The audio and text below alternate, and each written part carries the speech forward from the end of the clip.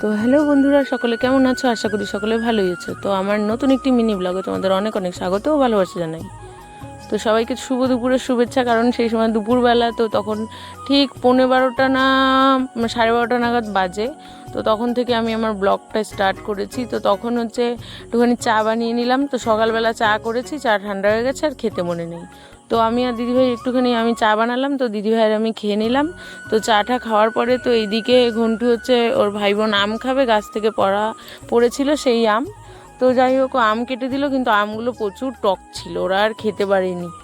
যাই হোক, তো এইদিকে দিদিভাই পাবদা মাছ রান্না করছিল। তো বলছে ভালো লাগছে না রে, ভালো লাগছে না আর রান্না করতে। যাই হোক, রান্না ঠান্না করে নিল।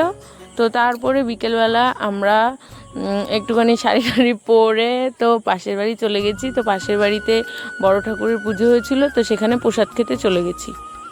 তো যাই হোক, তখন আকাশটা একটুখানি মেঘলা মেঘলা ছিল। তো আমি এদিক ওদিক তাকাচ্ছি, তো দেখো আকাশটা সত্যি মানে মেঘ মেঘ করে এসছে, কিন্তু খুব ভালো লাগে। বিকেলের দিকে আকাশটা বেশ সুন্দর লাগে। তো দেখো আমরা মা মেয়ে ছেলে সবাই মিলে আমরা বেরিয়ে গেছি প্রসাদ খেতে। তো একটুখানি ভিডিও করে নিচ্ছিল। তো দেখো এই যে বড় ঠাকুরের পুজোর প্রসাদ। তো যাই হোক, আমি বলছি আমাকে একটুখানি কমই দাও, যেহেতু আমি বেশি সিন্নি খেতে অত গা গোলায়। তো যাই হোক, প্রসাদটা নিয়ে তো আমার দিদিভাইয়ের বাড়িতে আমার বান্ধবী শুক্লাদির বাড়িতে তো ছাদ দিয়েছে নতুন। তো আমরা একটুখানি বলছে চল আমাদের ছাদে একটুখানি ঘুরে আসবি। তো ওরা এখন এই বাড়িতে থাকে না, তো ওরা আলাদা একটা বাড়িতে ভাড়া থাকছে। ছাদ কমপ্লিট হয়ে গেল তখন আসবে।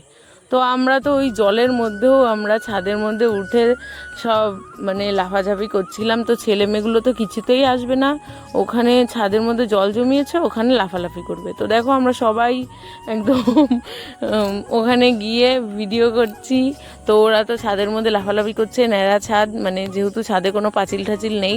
তো আর এইদিকে দেখো গাছে আম হয়েছে, ওরা জানতোই না যে এই গাছগুলোতে আম হয়, যেহেতু আগে ছাদে উঠতে পারতো না। তো এখন তো যাই হোক, এই ছোট্ট গাছটাতে 5টা আম হয়েছিল। তো এই যে দেখো, আমি খুঁজে খুঁজে আমগুলো বের করছিলাম যে কোথায় কোথায় আম আছে। তো ওরা এখনও ছেড়েনি, যেহেতু একদম নতুন হয়েছে, ছিঁড়বে ছিঁড়বে করে ছেড়েনি, বলছে একবারে পাকলেই ছিঁড়বে। আনছি যাক ভালো। তো আমরা আম ঠাম দেখে ঠেকে তো দেখো আকাশটা ওইখান থেকে খুবই ভালো লাগে। তো আমরা এখানে হাসাহাসি করছি, বলছে হ্যাঁ তুই সব কিছু ভিডিও বানাস বা কিছু, আনছি আমার এটাই কাজ।